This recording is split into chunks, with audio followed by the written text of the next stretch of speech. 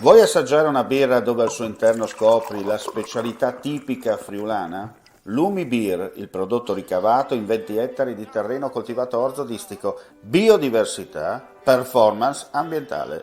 Lumi Beer nelle sue 5 versioni disponibili, 4 per consumo veloce e dissetante e la versione Magnum per intenditori. Lumi Beer si abbina a qualsiasi palato. Lumi Beer è un prodotto esclusivo Azienda Agricola Pancera, il buon seme, i buoni frutti.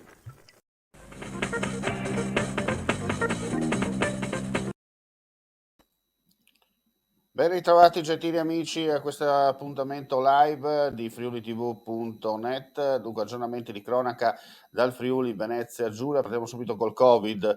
Oggi in regione su 3.158 tamponi molecolari sono stati rilevati 355 nuovi contagi, con una percentuale di positività dell'11,24%, 6.466 test rapidi antigenici realizzati, dai quali sono stati rilevati 24 casi.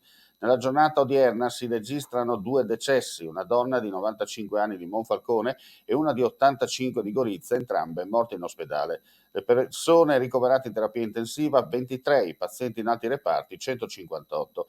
Relativamente ai casi registrati all'interno del servizio sanitario regionale, nell'azienda sanitaria universitaria Giuliano Isontina sono risultati positivi un amministrativo, un terapista, un psicologo, un infermiere, un tecnico.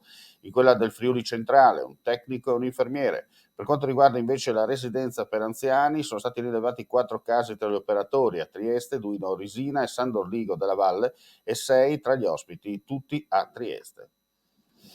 Passiamo alla cronaca. I carabinieri della stazione di Martignacco sono intervenuti a Pasian di Prato, dove era stato segnalato un violento alterco tra un 28enne con precedenti di polizia e la convivente di 21 anni.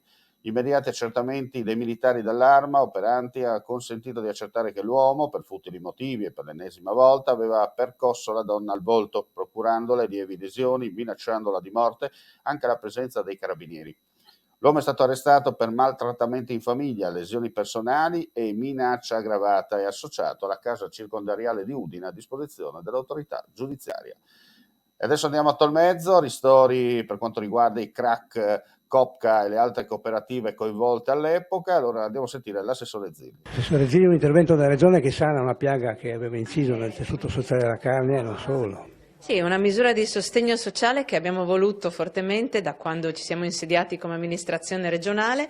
In questi anni siamo riusciti ad accantonare una somma importante, 17 milioni di euro, che adesso, grazie all'impegno che abbiamo siglato assieme alle Camere di Commercio territoriali, possiamo mettere effettivamente a terra. Le domande iniziano da oggi, fino al 15 febbraio è possibile formalizzare domanda negli sportelli delle Camere di Commercio che sono aperti sul territorio. Oggi inauguriamo lo sportello di Tolmezzo perché simbolicamente in questo territorio abbiamo la necessità di dare una dimostrazione tangibile di come la Regione sia vicina ai soci prestatori che hanno subito questa grande difficoltà derivante dal crack delle due cooperative. Avvocato d'ossigeno per tante famiglie del Friuli Venezia Giulia. Noi volevamo dare un segnale in termini di aiuto sociale per questa piaga che ha coinvolto anziani, famiglie e siamo convinti che con questa dotazione finanziaria riusciamo, assieme ai proventi delle liquidazioni, ad arrivare a buoni risultati per quanto attiene il recupero delle somme, tant'è che siamo all'87% per cooperative carniche e all'87-88% per cooperative Trieste. Quindi crediamo che il segnale sia importante e l'invito che faccio è a presentarsi per fare domanda oppure formalizzarla attraverso PEC. Il modello è molto semplice e non ci sono adempimenti burocratici eccessivi. Presidente da Pozzo, la Camera di Commercio non solo per le imprese ma anche per i cittadini, per procedure molto più rapide in questo caso.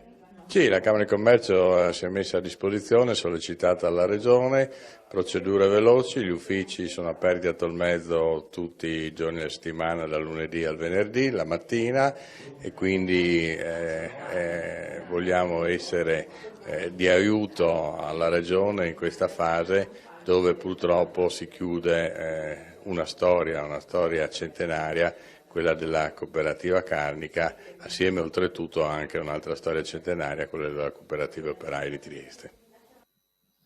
Andiamo adesso a Monfalcone, poi chiudiamo questa edizione. Inaugurato il centro diurno di Monfalcone in via della Crociera.